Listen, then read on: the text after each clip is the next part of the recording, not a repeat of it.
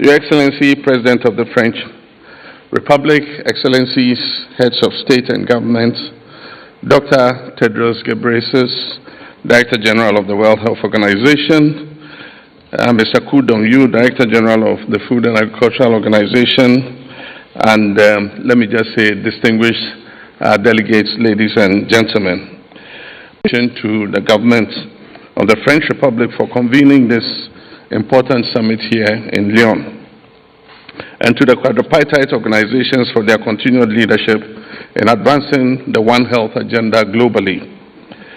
Thanks, Mr. President, for the honor of co-chairing this summit, and also thanks for the comprehensive introduction you have given. You really have set the tone for this meeting. We're living in truly interesting times, and much of what we previously took for granted is now being questioned. And our old answers have now become the new questions. To be honest, these shifts and cracks in world affairs are not limited to global health. They have spread across every corner of our shared global identity. But health, and global health in particular, is where things have come to a head. Around the world, we are facing an overwhelming surge of health threats across borders. Every species is in the crosshairs: animals, humans, and plants. And the environmental catastrophe confronting us is in the waves of the sea, it's in the glaciers, it's in the rainforests, it's in the desert storms. In my own country of Ghana, a blight of disease and pests affects smallholder cocoa farmers, threatening millions of households. Illegal gold mining leads to forest degradation and pollution of our water bodies, threatening the survival of precious populations of birds and insects critical to our biodiversity. At the foundation of all these crises is the phenomenon of climate change. And yes, we realize that everything is interconnected. From the outbreak of infectious diseases to antimicrobial resistance, and from climate-related disruptions to food systems, all these risks converge and intensify in frequency, complexity, and severity than at any time in human history. The One Health approach is thus a practical matter for us in Africa. We've traditionally lived our lives in lockstep with nature. We're an integral part of nature. Still, more than 50% of our population rely on herbs and other natural forest resources for their medicines. Our rich cultural heritage stands as a testament to the wisdom of an integrated approach to healthcare.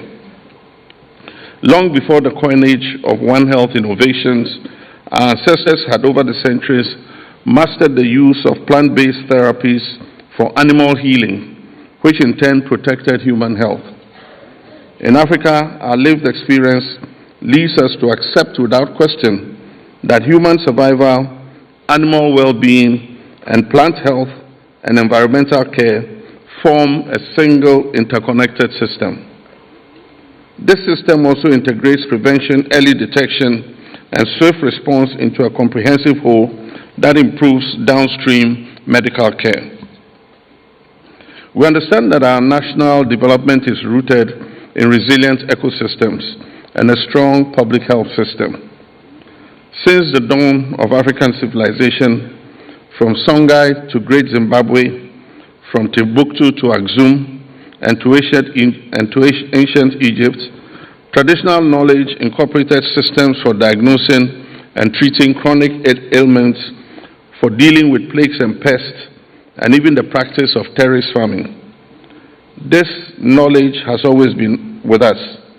What has been needed in recent times has been for experience to intersect with it. Over the past decades, we have faced pandemics and plagues, from COVID-19 to Mpox, Lassa fever, and Marburg. Each crisis has highlighted the importance of the One Health approach. We must reclaim our native practices and more actively draw on our heritage of integrated living across the continent. These public health emergencies have also taught us a simple truth, that prevention is not only more effective but also much more cost-effective than cure. And so in Ghana, our rollout of the Ghana Medical Trust Fund and our free primary health care programs are all new instruments to improve health outcomes for our population. These two programs will aim at lifestyle changes and preventive care, incorporating traditional knowledge. We must also take note of the changing disease burden in Africa, including the explosion of morbidity in non-communicable diseases. In Ghana, non-communicable diseases today account for 42% of all mortality. Infectious disease burdens also are changing, are varying. And so we must take note of all this. The drivers of today's health threats, from climate change and ecosystem degradation to species conflicts and loss of natural barriers, are reinforcing each other. Not to talk about plastic pollution, which is poisoning all our ecosystems. We must advance international action in dealing with plastic pollution. Regrettably, as I speak to you today, the countries that are most at risk have the least resources to cope. This must change. The world must face the stark and uncompromising fact that a healthy and thriving Africa is no threat to anyone. It will be a positive force for global progress. We must therefore ensure fair access to financing, technology, data, and innovation. We need to enhance research and knowledge sharing. Additionally, we must support countries in building resilient systems that can prevent, detect, and respond effectively. Although we have frequently discussed this, we have been slow in developing the necessary infrastructure for delivery. Let's muster the political will to integrate our fragmented regulatory environments, and let Lyon be the turning point. Today, however, I wish to make 3 calls to action, and I hope we can all commit to these immediately. First, let us shift from commitment to action. The period of declarations must come to an end. The moment for coordinated effort is here, and let us start from Lyon.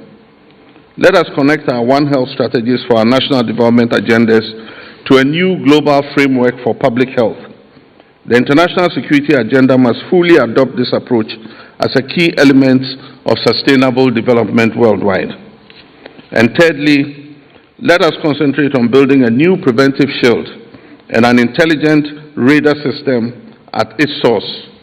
Robust surveillance systems, early warning mechanisms, and community-level interventions are our strongest defense against future pandemics. But these must be smart, dynamic, agile, and interoperable, lest we simply add new bureaucracies to old ones. The decisions we make at this summit will shape the future of global health security. And so let us ensure that they result in tangible, measurable outcomes for our people and our planet. I thank you for your kind attention.